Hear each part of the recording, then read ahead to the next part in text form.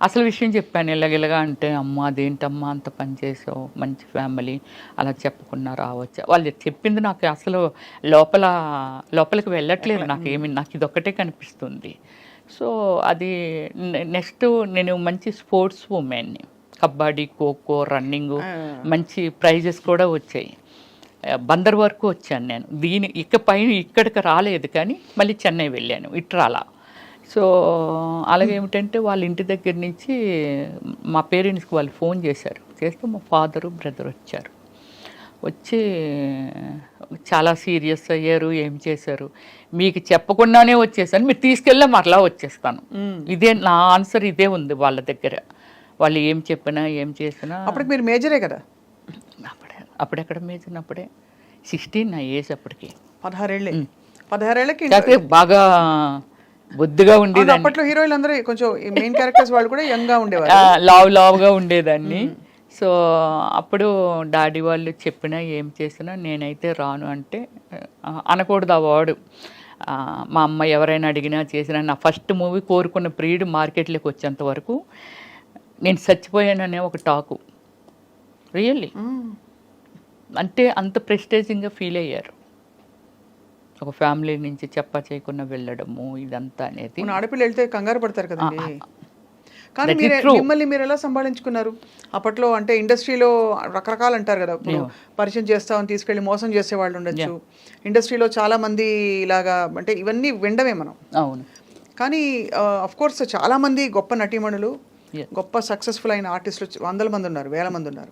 మీ experience ఏంటి రమేశ్రీ గారు? నేను స్వప్న గారు ఫస్ట్ నుంచి సమ్ లైక్ వెరీ లిమిటెడ్ ఉమెన్ని, ఇన్ని లాంగ్వేజెస్, ఒక 400 పైన మూవీసు, ఇన్ని చేసి ఇన్ని జాతీయ అవార్డులు, స్టేట్ అవార్డులు, is a dare and dash. నా కైండ్ ఆఫ్ యాక్టర్స్ ఎవరు సినిమా మేకింగ్ చేసిన వాళ్ళు ఇంతవరకు లేరు. కథ, స్క్రీన్ ప్లే, డైరెక్షన్, ప్రొడ్యూసింగ్ అన్నీ నేనే చేసుకొని సినిమాని కూడా రిలేట్ చేయగలిగాను అని అంటే so world wise very famous అయిపోయాను ఓమల్లి తర్వాత.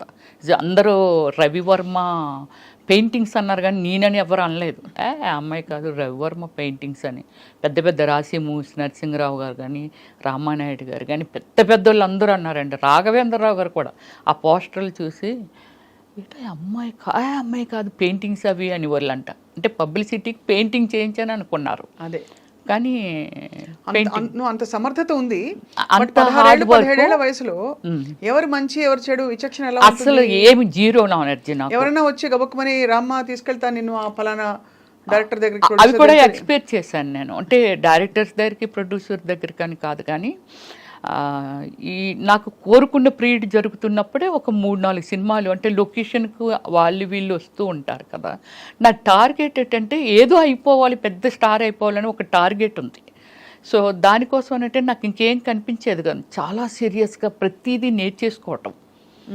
డ్యాన్స్ స్కూల్ ఎక్కడ ఉంటుంది, యాక్టింగ్ ఎక్కడ నేర్చుకోలేరు స్వప్న గారు, డ్యాన్స్ స్కూల్ ఎక్కడ ఉంటుంది, అద్దంలో నేనే చూసుకొని ఇలాగైతే ఎలా అందంగా ఉంటాను. Self makeup only Ramyakrishna and Ramyasri only. అప్పుడు అలాగైనా వాళ్ళు సిల్క్ స్మిత కూడా ఫేస్ ఇచ్చి మేకప్ చేయించుకునేది కానీ రమ్యకృష్ణ గారు సెల్ఫ్ మేకప్ చేసుకునే వాళ్ళంట. నేను మాత్రమే సెల్ఫ్ మేకప్ చేసుకునేదాన్ని. అంటే ఒక డెడికేషన్తో నాకేం కావాలనే దాని మీద ప్రయాణం చేశాను. కానీ ఒక్కసారి మాత్రము నాకు ఏమిటి అమీర్పేటలో ఒక బట్టల షాప్ ఉండేదండి. అది చాలా ఉన్నాయి, వెరీ ఫేమస్ అండి అది. అప్పట్లో వెరీ ఫేమస్ ఆ షాపు. దానికి యాడ్ చేయాలంటే వాళ్ళు బెంగళూరు నుంచి వచ్చారు. షాపర్ షాప్ యాడ్ చేయాలి వచ్చారు, పిలిచారు. అప్పుడు నాకు కారు ఉంది, అప్పుడప్పుడే కొనుక్కున్నాను జెన్ కారు. నాకు డ్రైవ్ రాదు అప్పుడు. సో మా కారు ఉంది రండి అని. నాకు ఈ ఏరియాస్ ఏవి తెలియవు హైదరాబాద్లో. వాళ్ళు తీసుకెళ్తున్నారు.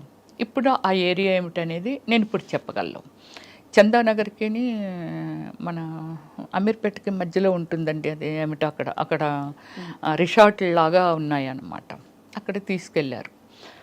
వాళ్ళు ఒక 10 మెంబర్స్ వచ్చారు, నేను ఒక్కదాన్నే. వెళ్ళి అవి ఇవన్నీ మాట్లాడుతున్నారు. వాళ్ళు డ్రింక్ ప్రిపేర్ చేశారు. నాకు అలవాట్లేదు.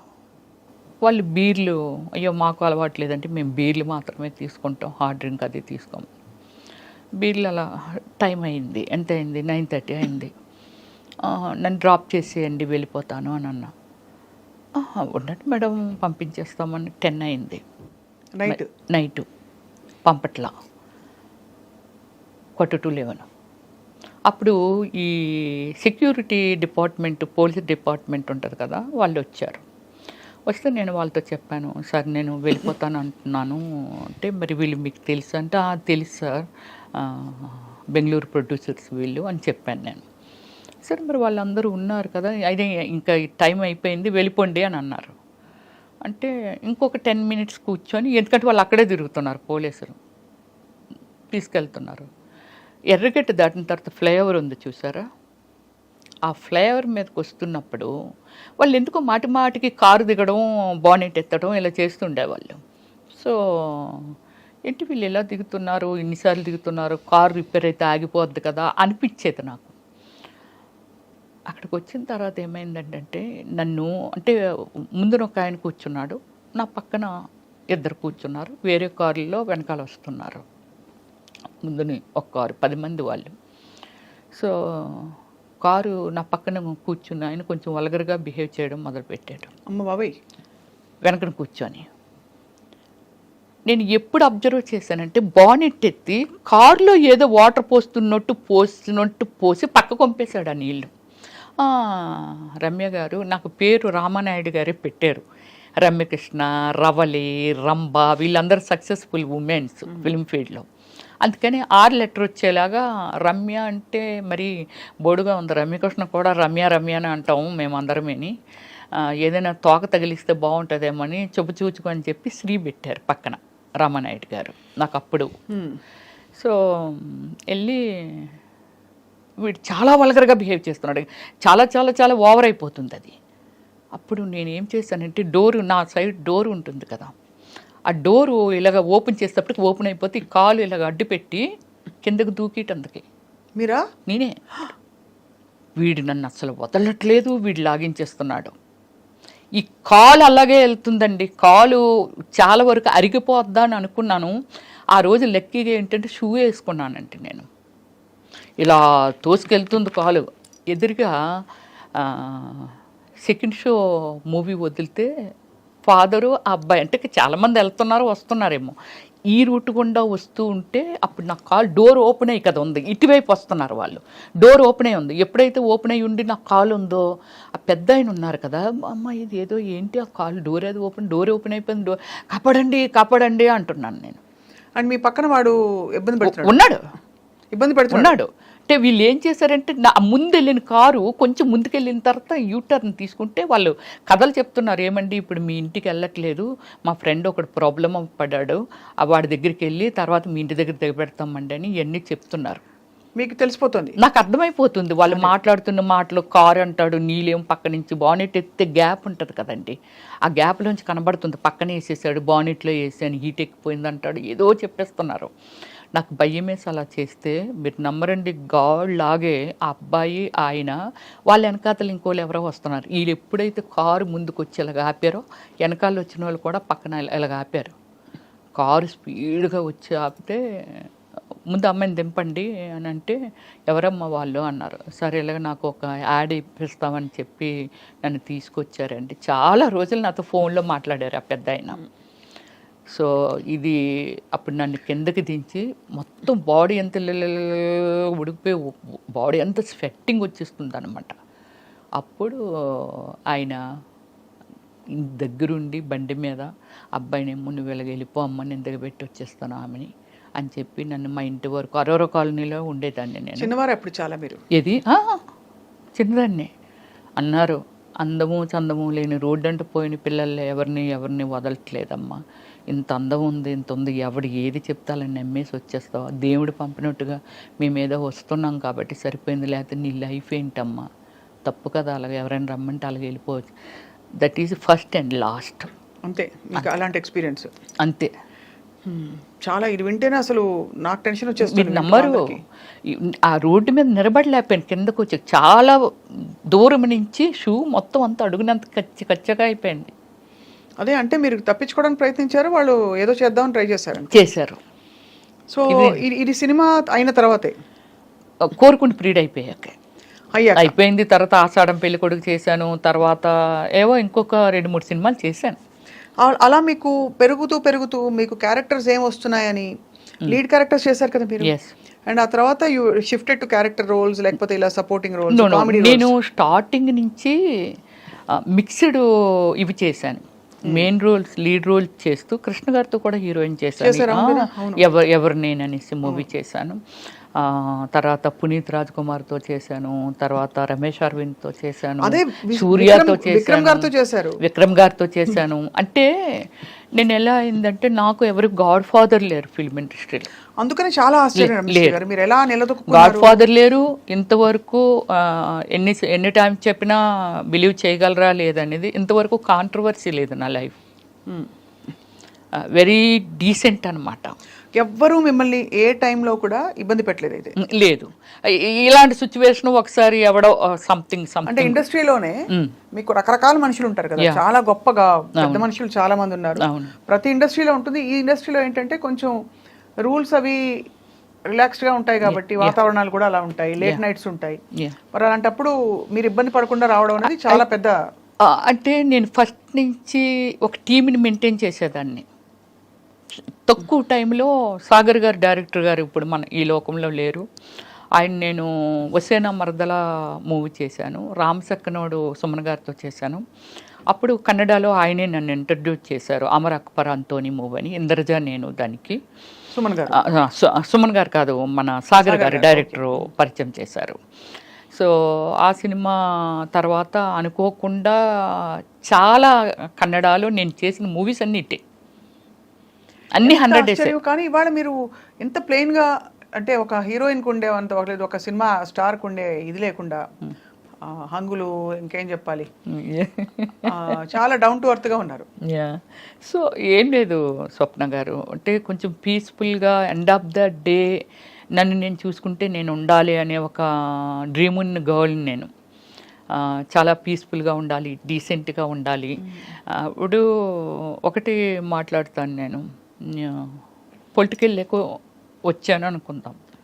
పొలిటికల్ లేక ఎందుకు వచ్చాను అంటే నాకు ఒక డ్రీము. అవును, ఏదైనా ఒకటి అచీవ్మెంట్ సాధించామనంటే దేనిలోనైనా సాధించవచ్చు. ఫస్ట్ మనకి ఒక గోలు, డ్రీము, అంటే ఒక ఫ్యాషన్ ఉంటే దాన్ని ఏదైనా చెయ్యొచ్చు అనేది. రైట్. దీనితో రాజకీయంలోకి వచ్చాను. ఎందుకు వచ్చాను అని అంటే సంథింగ్, ఒక బ్రాండ్ క్రియేట్ చేయాలి నా వరకు, అంతే. ఒక అధిష్టానాన్నే ఒక బ్రాండ్ చేయాలనేది కాదు, నా వరకు నేను ఒక బ్రాండ్గా తయారవ్వాలి అంతే. పొలిటికల్ అంటే ఏమిటి, ఓకే పొలిటికల్ ఎందుకు వెళ్ళాము, ఏం చెయ్యాలని అనుకున్నాము, దానికి ప్రభుత్వం నుంచి ప్రజలకి మనం ఓన్లీ మీడియేటర్ మాత్రమే. అవును, ఇది నిజమే కదా, ప్రభుత్వానికి ప్రజలకి మీడియేటర్ మాత్రమే మనం అక్కడి నుంచి వీళ్ళ అవసరాలు ఏంటి, వాళ్ళకి అక్కడి నుంచి మనకి ఏం ఫండింగ్ వస్తుంది, మనం ఏం యూటిలైజ్ చేసామనేది ఒక్కటే రాజకీయం, అంతే నాకు తెలిసింది. కరెక్ట్. ఈ భావంతోనే నేను పొలిటికల్లోకి వెళ్ళాను, నేను ఏదో చెయ్యాలి. కానీ మీ మేనమావ గారా? అయ్యన్న పాత్రుడు మేనమావ గారు నా ఓన్ బ్రదరే ఉన్నారు టీడీపీలో. ఓకే. రామానాయుడు. ఓహో. మాడుగుల మన బూడి ముత్యాలనాయుడు గారి మీద కంటెస్టింగ్ పర్సన్ బ్రదరే. 2014, 2019. మరి మీరు వైసీపీలోకి రావడం ఏంటి? అంటే దీనికి కారణం ఏమిటంటండి, ఇప్పుడు పార్టీలు తీసేద్దాం, ఇది మనకొద్దు. నాకున్నది రాజశేఖర రెడ్డి గారి ఇంటి వెనకాల శర్మిలా హౌస్ ఉంది కదా, అరోరా కాలనీయే కదా, అక్కడే నా ఇల్లు ఉండేది. నేను వాకింగ్ కిందకి వెళ్తేప్పుడు అప్పుడప్పుడు ఇలా లుంగి, ఆయన అప్పుడు రాజశేఖర రెడ్డి గారికి పదవులు ఏమి లేవు, ఇలాగా లుంగి పంచి కట్టుకొని ఒకసారి నన్ను పలకరించారు ఆయన. ఏంటమ్మా ఇంత చెల్లో ఇంత అర్లీ మార్నింగ్ వెళ్ళిపోతున్నాం అంటే, సార్ వాకింగ్ సార్ అంటే, మంచి ఫెమిలియర్ ఫేస్ లాగా ఉంది. దానికి ముందు ఏం చేశారంటే మోహన్ బాబు గారు ప్రెసిడెంట్ మా అసోసియేషన్కి, ఏదో మాట్లాడడం కోసమని కొందరు మెయిన్ ఆర్టిస్టులు అందరమీ సార్ వాళ్ళ ఇంటికి వెళ్ళాము. ఆయన ఇచ్చిన మనుషులకి ఇచ్చిన రెస్పెక్ట్ అండి అసలు ఒకసారి వెళ్తే ఎవరు మర్చిపోలేరు. అవును. అది రాజశేఖర్ రెడ్డి గారు దగ్గర ఉన్నది. అది నేను చూశాను. తర్వాత ఈ ఆరోగ్యశ్రీ వీళ్ళు సోషల్ సర్వీస్ పిచ్చి ఉందిగా నాకు. అపోలో హాస్పిటల్కి మనం వెళ్ళామనుకోండి, ఇప్పుడు మన తెలంగాణ వాళ్ళు కచ్చలు వేసి ఇక్కడ చెవులు ఇవన్నీ పెట్టుకొని అక్కడ హాస్పిటల్లో కనబడితే, ఇది స్టార్ హాస్పిటల్, ఇందులో కూడా వీళ్ళు ఎలా ట్రీట్మెంట్ తీసుకోగలుగుతున్నారో, వీళ్ళు చాలా పేదవాళ్ళు కదా అని ఒక ఫీలింగ్. వాళ్ళ దగ్గర డైరెక్ట్ వెళ్ళి అడిగేయటమే, అవ్వా నువ్వు ఇలాగ వచ్చావు కదా, లేకపోతే ఇది ఇలాగా అంటే ఏ కైండ్ ఆఫ్ ఏజ్ ఉంటే వాళ్ళని అలాగా వరుసలు కలిపి మాట్లాడేదాన్ని నేను. మాట్లాడితే మా ముసలోడు ఉన్నాడు, అమ్మ తండ్రి రాజశేఖర్ రెడ్డి గారు ఆరోగ్యశ్రీ ఇచ్చారు కదమ్మా, దానికని ఇక్కడ ఆపరేషన్ చేయించడానికి వచ్చాను. అలాగే నేను రికమెండేషన్లే గ్యాస్ట్రాలజీల దగ్గరికి వాళ్ళ దగ్గరికి, ఆ గ్యాస్ట్రాలజీగా నాకు తెలుసు, ఆశా సుబ్బలక్ష్మి గారు తెలుసు, నేను మాట్లాడతాను రామ్మని అలా తీసుకెళ్లేదాన్ని. అలాగే 108 మేము షూటింగ్కి వెళ్ళేవాళ్ళం కదా, రాజమండ్రిలో షూటింగ్ జరుగుతుంటే కుయ్యి కుయ్యమనికన్నా వెళ్ళిపోతుంది. నేను డైరెక్ట్ చూడటం అంతవరకు నేనేమీ వినలేదు. వెళ్ళిపోతుంటే పక్కన ముసలి ఫోన్లే అమ్మ దేవుడిలాగా వచ్చాడు, ఎక్కడ ఏదైనా సరే దిక్కుమాలు సావులు చావకుండా ఒక 5 నిమిషాలు వచ్చి తీసుకొని వెళ్ళిపోయి చాలామందికి ప్రాణదానం చేస్తున్నాడు రాజశేఖర్ రెడ్డి గారని ఒక పెద్ద ఆవిడ అక్కడ ప్రొడక్షన్ పెట్టారనమాట. ఇడ్లీ అవి మిగిలిపోతే ముందు రోజు వద్దమ్మ మేమే వండుకుంటాం అంటే, పర్లేదు తీసుకోండి బాగుంటాయి మా సినిమా వాళ్ళవే అలాగని చెప్పి ఆవిడ అంటుంటే విన్నానండి. అలా విన్ని దాని మీద ఒక ఇంప్రెషన్. దాని తర్వాత జగన్మోహన్ రెడ్డి అన్న ఈ పాదయాత్రలని అవని ఇవని నాకు సర్వీస్ చెయ్యటానికి ఒక సోర్స్ దొరుకుతుంది ఇక్కడ. అయితే అంటే హార్డ్ వర్కరు, నేను హార్డ్ వర్కర్ని కాబట్టి డెఫినెట్లీ నాకు ఒక బేస్మెంట్ దొరుకుతుందని అనుకొని నేను వైఎస్ఆర్సీపీలోకి వెళ్ళడం. ఎప్పుడు ఇంట్లో మరి వారించలేదా వద్దని? ఎందుకు నేను అలాగా ఒకటి స్వప్న గారు, నేను డిసిషన్ మేకర్ని. అదే చిన్నప్పుడే అందరినీ కాదని నేనేమంటానంటే 10 మంది ఒపీనియన్స్ తీసుకుంటే రకరకాలు ఉంటాయి. మనకి ఏమి నచ్చింది అది గుడ్ ఆర్ బ్యాడ్ తీసుకుని కట్టుబడి ఉండాలి అంతే. నేను దాన్నే ఫాలో అవుతాను. అప్పటి నుంచి ఇప్పటి వరకు నేను అదే ఫాలో అవుతాను. అది నష్టమైన కష్టమైన. ఇప్పుడు నాకు ఒక 5 కోట్లు పోయింది అనుకుందాం, నేను ఎవరితో షేర్ చేయను. చాలా స్ట్రాంగ్ సోల్ మీరు. డెఫినెట్లీ. ఎందుకంటే మీరు చిన్నప్పుడు మొదలు పెట్టారు, అది కోరుకున్న పీరియడ్ నుంచి మొదలుపెట్టి ఎన్ని సినిమాలు ఉంటాయి రమేశ్వరి గారు? 400 అబౌవ్ ఇన్ 9 లాంగ్వేజెస్. ఆ మిగతా భాషల్లోకి ఎలా మీరు అలా వెళ్ళిపోయారు? అది నాకు ఏమిటంటే ఫస్ట్ ఇప్పుడు సోషల్ మీడియా వచ్చింది, నాకు ఫస్ట్ నుంచి ఏమిటంటే ఫేస్బుక్ మెయింటైన్ చేయడం ఓన్గానే. ఫేస్బుక్ వరల్డ్ వెళ్ళిపోయేది. నాకు లేని కంట్రీలో ఫ్యాన్స్ లేరు. బ్రెజిల్, పాకిస్తాన్, యుఎస్ఏ, యూకే, ఇంకా వేరే బ్రెజిల్లో అయితే 80 మంది ఉన్నారండి నా ఫ్యాన్స్. అంటే ఫస్ట్ నుంచి ఏమిటంటే నేను ఇంటర్నేషనల్ మోడలింగ్ చేశాను. అది కూడా చేశారు. బ్రిట్నీ స్పియర్కి నేను ఫస్ట్ ప్లేస్లో వచ్చానండి. Eyes and nose and lips నాకు. ఎక్కడ దేనికి? అది ఏ పోటీ? గ్లామర్ ఉంటుంది కదా, body language, eyes and lips and skin, measures ఇవన్నీ ఉంటుంది కదా, వాళ్ళకి అవన్నీ కావాలి. దానిలో నేను ఫస్ట్ ప్లేస్లో వచ్చాను. నేను ఏ సంవత్సరం అండి? 2004 అండి. సో ఊరికే పాటలు రాశారు మీరు? ఇంకోటి వినాలి, ఫోక్ బుక్లో వచ్చాను, కవర్ పేజ్లో. ఓహో, ఇంకా ఉంది, నా ఫోన్లో ఉందండి. అంటే ఎంత అచీవ్మెంట్ ఉంది. కానీ నేను ఏమిటంటే దాన్ని పబ్లిక్ అని కాదు. నేను అప్పుడులో మనకి ఏముండేది, పేపర్స్, ప్రెస్, అంతే కదా. ఎంతోమంది అన్నీ కవర్ పేజీలే, బ్యాక్ కవర్ పేజీ, ఇటు పక్క ఒకవేళ బ్యాక్ కవర్ పేజ్ చిరంజీవి గారు ఉన్నారు అనుకో, ఫ్రంట్ కవర్ పేజీ రమేశ్వరి, బ్లోఫ్లో నేను ఉన్నాను అనుకో, పవన్ కళ్యాణ్ ఫ్రంట్ పేజీ. ఇలాగ అన్ని మెయిన్ ఇవే. ఇవి ఉన్నాయా మీ దగ్గర? ఇంకా కాపీ ఉన్నాయా? తప్పకుండా మీరు ఒక్కసారి చేస్తామంటే స్క్రీన్ మీద అలా వెళ్ళొచ్చండి.